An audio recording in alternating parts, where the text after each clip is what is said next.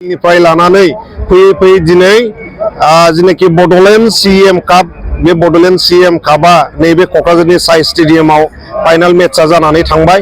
बे फाइनाल मेचआनो कसुगाव आरो काजलगावनि गेजेराव जादोंमोन आरो मोन्नैबो हानजाया खोब मोजां गेलेदों आरो कसुगाव हानजाया चिरांनि काजलगाव हानजाखौ 2-0 गलाव फेजेननानै गिबि खेबनि थाखाय कसुगावआ बड'लेण्ड सीएम कापनि चेम्पियन टाइटेलखौ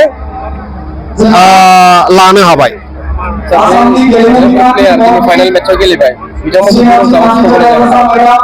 जोङो दा एक्सपार्ट दोनदों जाय बिथाङा हाइएस्ट स्करार आरो जाय बिथाङा बेस्ट प्लेयारनि नामखौ मोननो हागोन बे सानै व्यक्तिखौ जोङो दुरान्ड कापआव गेलेनो थाखाय बड'लेण्ड एफसि हानजायाव मुं थिसनगोन।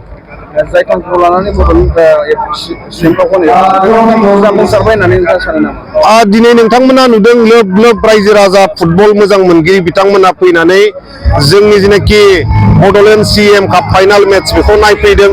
16,000निबो बारा फुटबल लाभार्स बिथांमोना फैदों, मोजां मोनगिरि बिथांमोना फैदों आरो नैबे जेनाखि फाइनाल मेच बेखौ लोब लोब फैनानै सापर्ट होफैदों।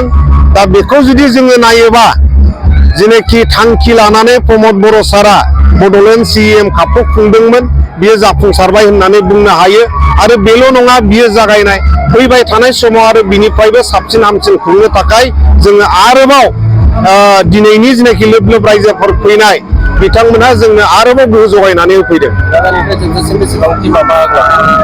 जागायनायनिफ्राय जोबजासिम टीम हिसाबै 3,200निबो बारा टीमा बाहाय बाहागो लादोंमोन आरो 70,000निबो बारा प्लेयार्सफोरा रेजिस्ट्रेसन खालामदों।